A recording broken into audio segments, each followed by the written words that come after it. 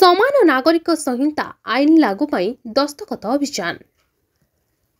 गणतांत्रिक राष्ट्र रे समस्ते समान एभली सत्वे आम देश रे न्यायिक समानता आनिबा लागि समान नागरिक संहितार कार्यकारिता बहुत जरूरी। तेणु धर्म जाति सर्वशेष देशर प्रत्येक नागरिक लागि विवाह छाड़पत्र उत्तराधिकारी और पोष्य संतान ग्रहण आदि क्षेत्र में समान नागरिक संहिता लागू होगा निहाती आवश्यक।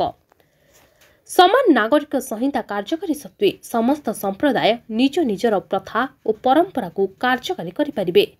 मात्र आईनगत क्षेत्र में समस्त समान आईन कार्यकारी हेबो।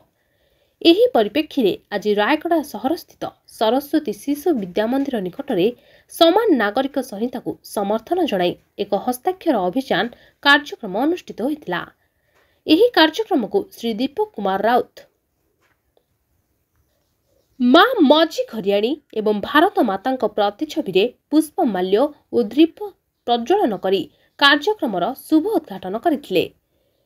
एही कार्यक्रम को जोगेश्वर दास, श्याम कुमार दास, विद्याभूषण पंडा, बसंत कुमार उल्लाका, एम विद्यासागर, गणेश साहू, टी नागराजू, मंजुला मिणियाका, झरणा महांती, संतोष हिक्का, राजेश पाणिग्राही एवं अजय चुलेट परिचालना करथिले।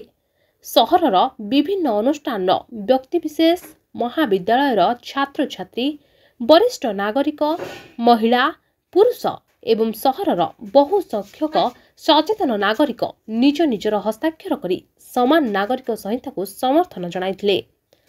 वर्तमान देश में एही आईन को नहीं जो भली भाव किसी स्वार्थवादी विरोधर सम्मुखीन करुछि ताहा देशवासी जानि सारिलेनि, जहाँ फल समान नागरिक संहिता आईन लागू देश पई एकांत आवश्यक बोली अतिथि माने निजर मत पोषण करथिले।